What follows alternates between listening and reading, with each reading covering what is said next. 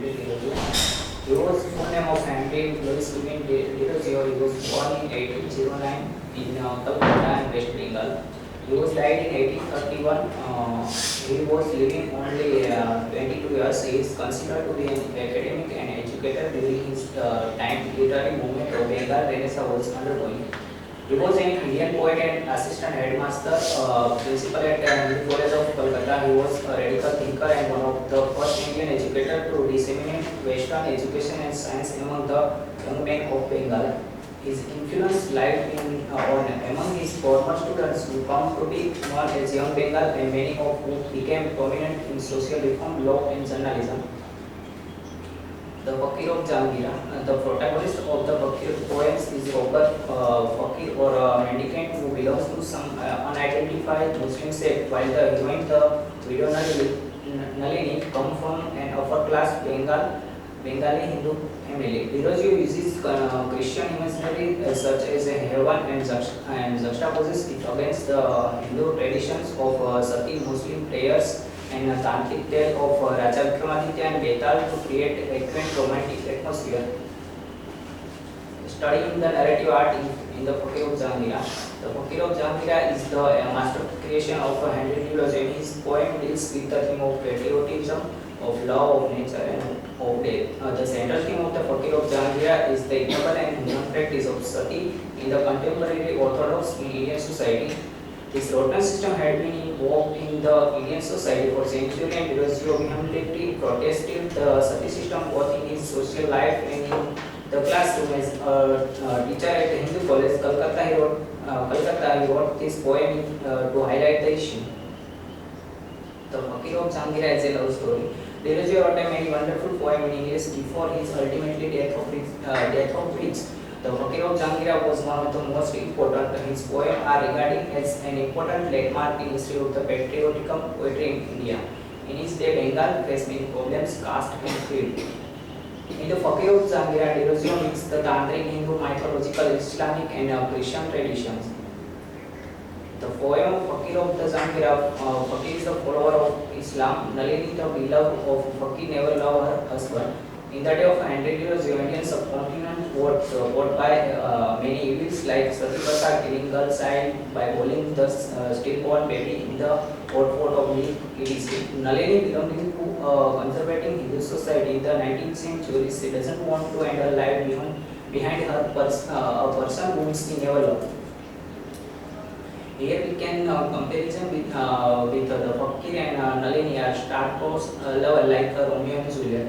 Fakir and Nalini are star-crossed lovers like Romeo and Juliet. In the Shakespeare's Romeo and Juliet were the children of two enemies whose love brought the tragic end. Here in the Fakir of Jahangir, Fakir is the follower of Islam. Fakir means saint or person who has renounced the world, but here he loved and a lady Nalini, who is married and also an upper class female. Nalini was married to a Brahmin. Her husband died in early youth.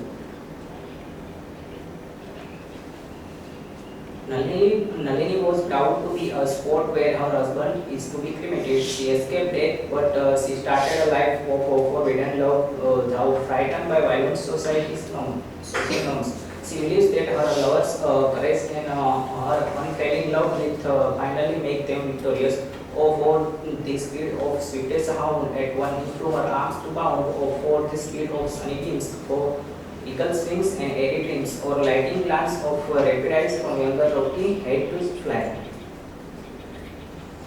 In the intentions bond of love, Nalini loves come and take her to his abode. They forgot the caste discrimination. Fakir found that the people at Tundra and took Nalini with him. Nalini left all her relations behind and got united with her lovers. They did not know that they were celebrating the ancient and so-called norms of the society. They took the risk of escape and eloped with each other, rejecting the social order. Fakir with great narcissus is beloved from the people of upper class. The upper class people had the authority in Bengal. D'Arozio often the first canto with the wind wandering gently like a young spirit.